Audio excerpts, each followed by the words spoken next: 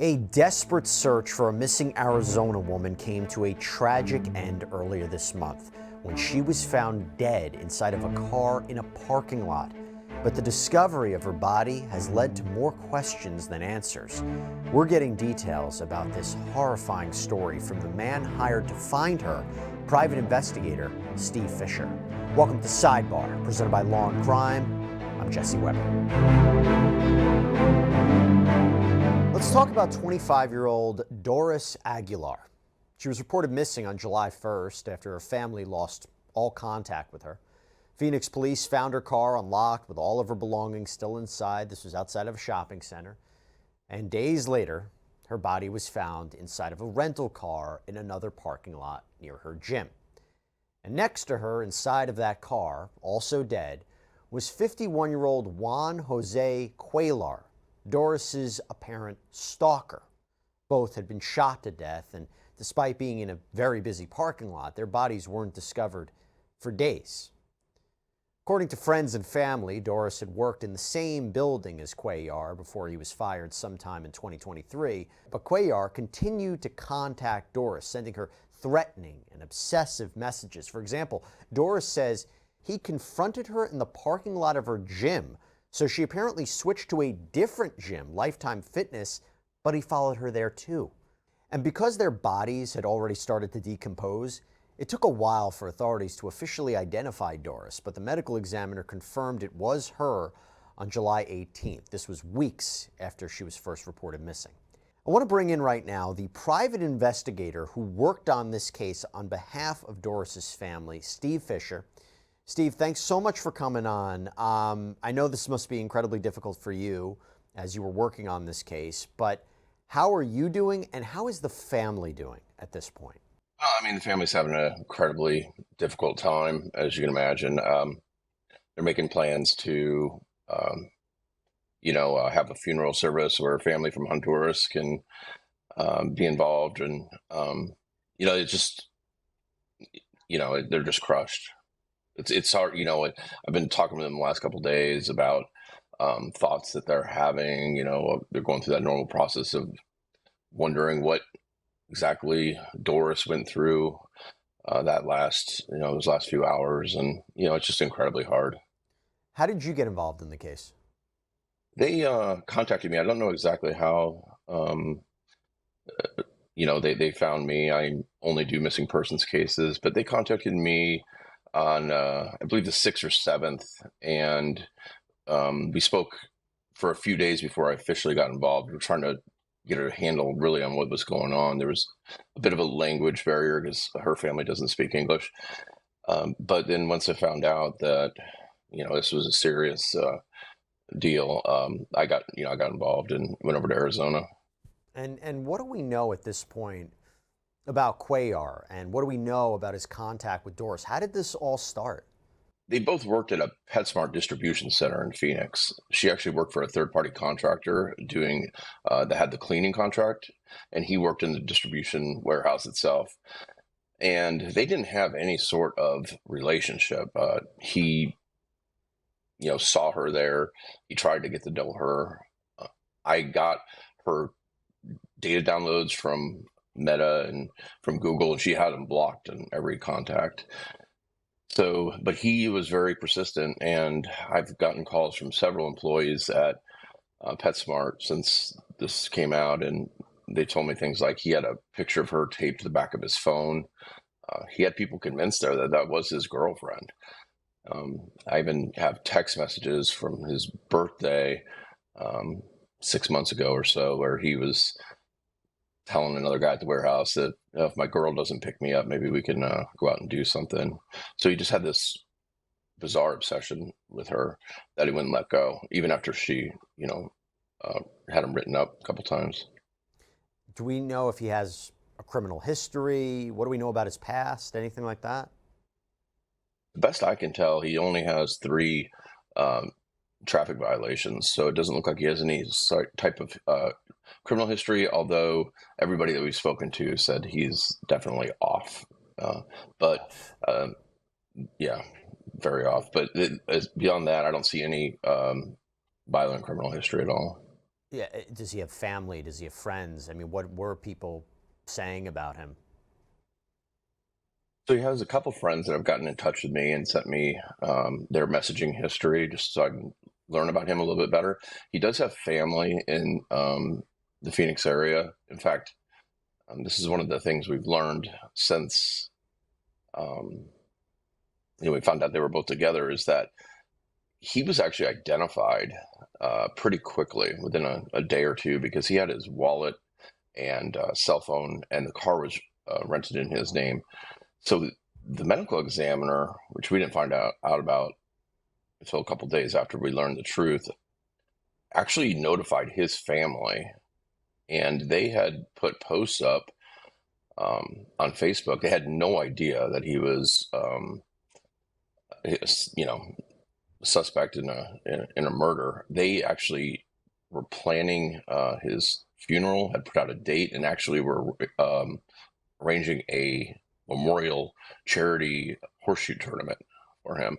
So the medical examiner did not give them the full scope of what was really happening. And they also kept him as an anonymous person, unidentified person in the medical examiner's database, which we're still trying to figure out why this happened when they already made a notification to the family.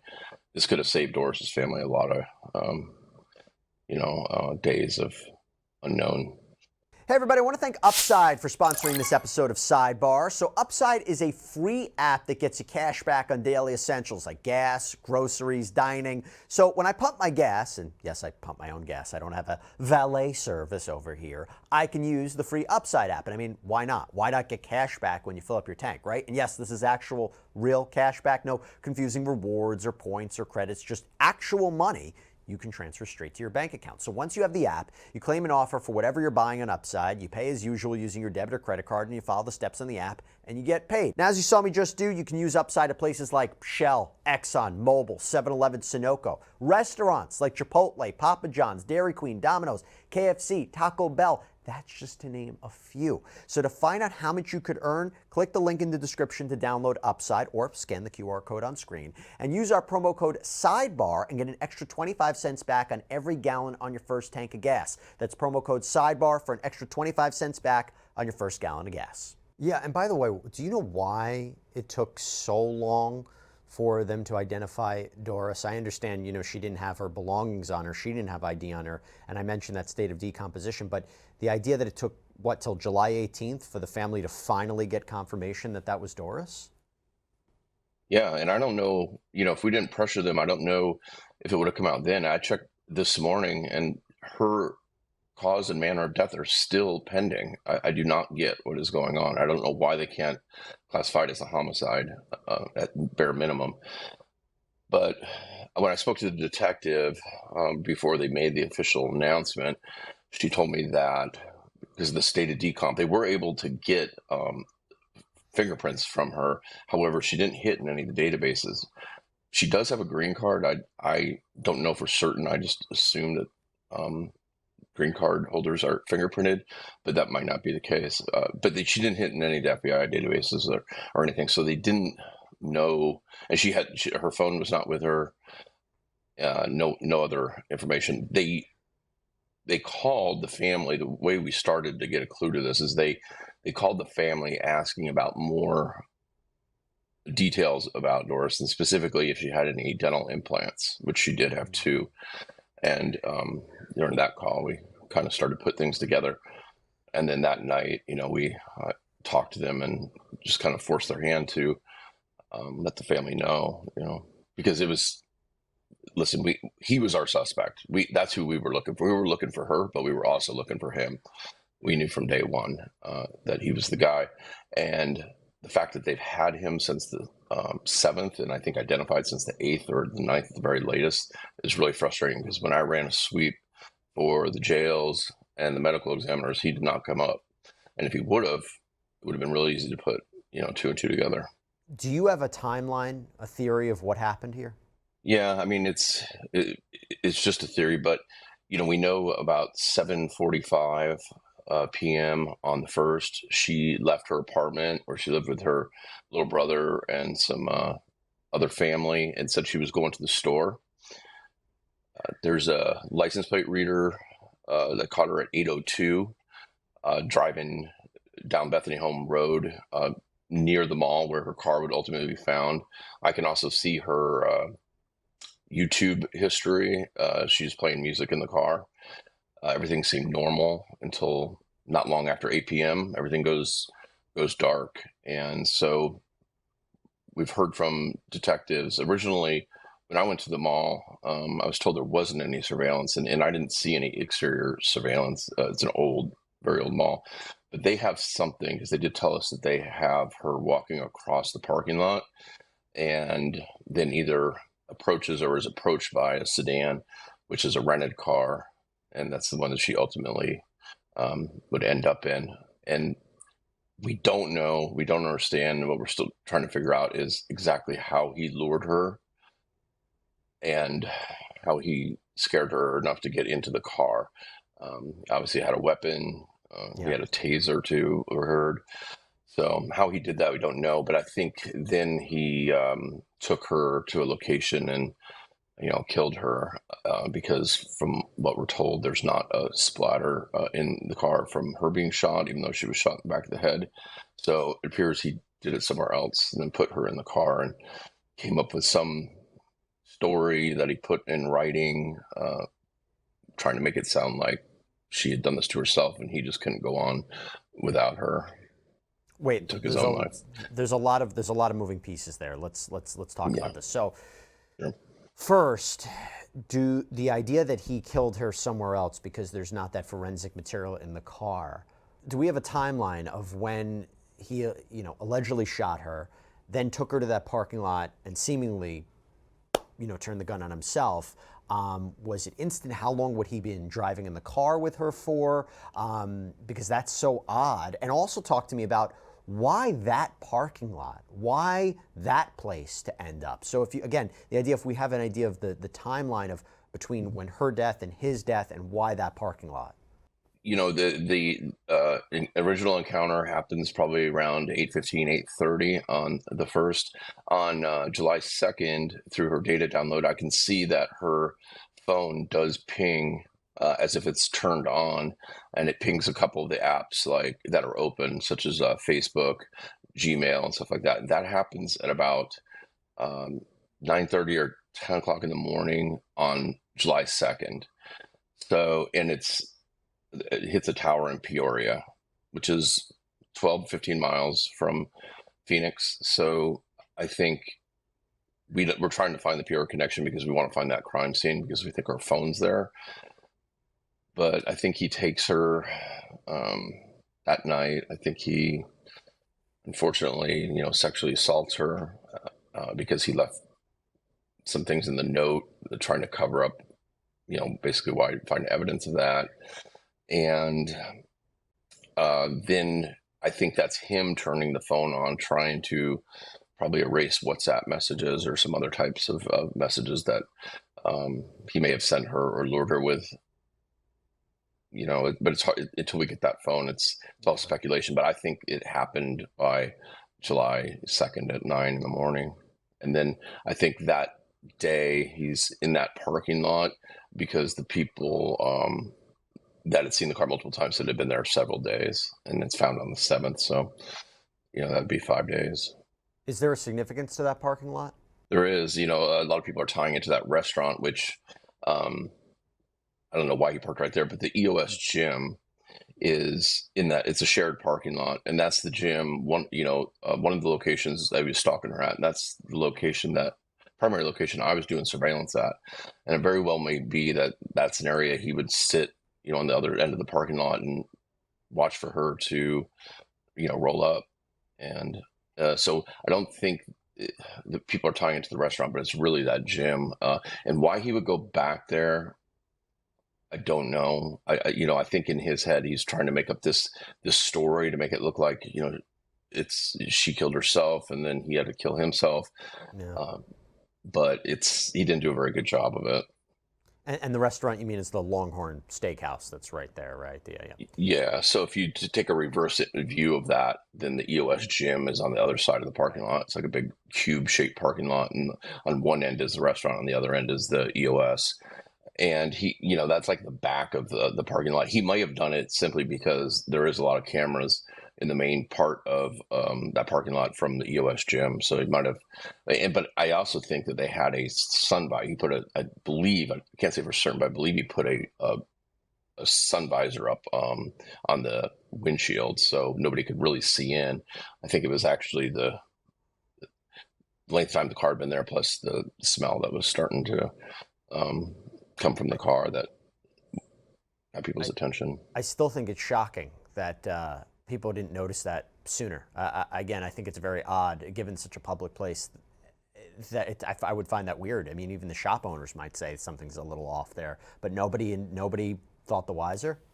Especially going to a restaurant, and he's very close to the restaurant. And from what I understand, I mean, I saw a news reporter that was doing a live from there, and he was overwhelmed by it, and he was on the other end of the parking lot. Now, granted, they had opened the car by that time, but still, I mean, I'm in search and rescue teams, and so we come across these things, and it's not something you can mask. I mean, I don't know why it didn't get called in earlier, and in that heat, the decomp would happen so fast, and they were in a bad state of decomp.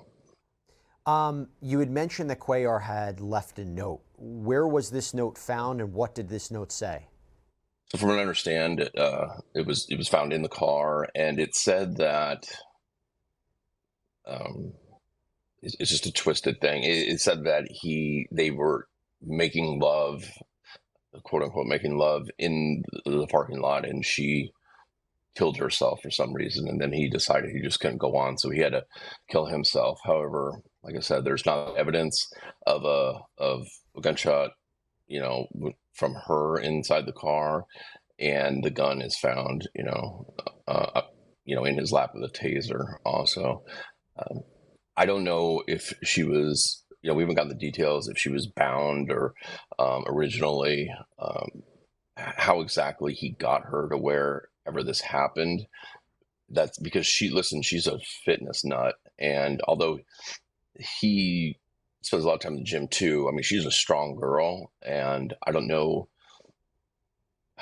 if she just kind of gave in, hoping that the situation would give her an opportunity to get out, and it didn't happen, or I don't know why she didn't fight.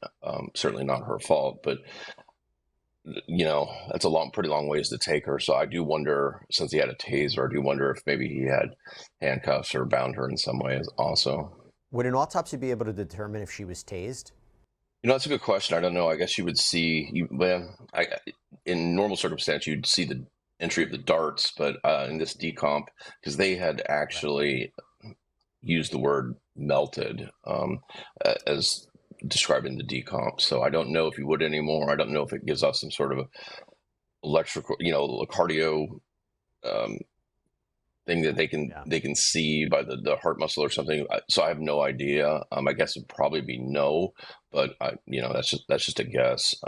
I do think that if she was bound, I think that would probably still be in the car, even if after he killed her, even if he released, and I would imagine that rope or cuffs would still be in the car. They'd have some evidence of that, whether it be excess rope or, Sure. That he didn't use.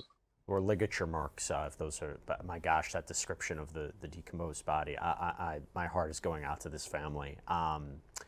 One of the last, and correct me if I'm wrong, one of the last social media posts from Cuellar was on Facebook, right? Where he said, "Getting my lifetime membership back, see you soon." Am I right about that? And have you looked at any other social media posts in this time frame or before this time frame? Yeah, so that is literally that's the last post. She had just switched from EOS to Lifetime to get away from him, and he had encountered her in that Lifetime parking lot right off the bat. And she went home and explained how she was scared of him, and she had told her family that if something happens to her, he was responsible. And then that post goes up the 27th, saying, getting my lifetime membership back, see you soon, and then kind of laughing. And the only picture he's posted to to his Facebook is an AR-15 in the backseat of a car, and his profile picture is a pistol. but he would put up some memes or whatever, just talking, that were just these things about how angry he was at women and life in general, how he had not gotten a fair deal. And he's just a really twisted, obsessed person. And unfortunately, she caught his interest. It's such a horrifying case. It's heartbreaking. And unfortunately, we've seen these cases before. I want to leave it on this, that her loved ones, they have started this GoFundMe page to raise money for expenses to transport Doris's body back to her native Honduras, where much of her family, including her mother, still lives. And the GoFundMe reads, Doris was a vibrant 25-year-old woman who touched the lives of everyone she met. Standing at 5'4" and weighing 140 pounds, she had beautiful brown eyes and brown curly hair. Doris was known for her dedication and passion for fitness, never missing a day at the gym. She was a bright light in our lives, and her absence is deeply felt. Stephen, if you can do us a favor, if you could send the family our best wishes. They're in our thoughts right now. This is an incredibly heartbreaking, tough situation for them, but we're going to put up the GoFundMe page, and hopefully people can support any way they can. But thank you for coming on. Thank you for the work that you're doing. It's great that the family has you, and appreciate you coming on to talk to us about us. But please send the family our best and best wishes, because they definitely need it. I will, and thank you for covering the case, because it's an important case, and I will pass that along to the family. Steve, thank you so much. All right, everybody, that's all we have for you right now here on Sidebar. Thank you so much for joining us. And as always, please subscribe on Apple Podcasts, Spotify, YouTube, wherever you get your podcasts. I'm Jesse Weber. I'll speak to you next time.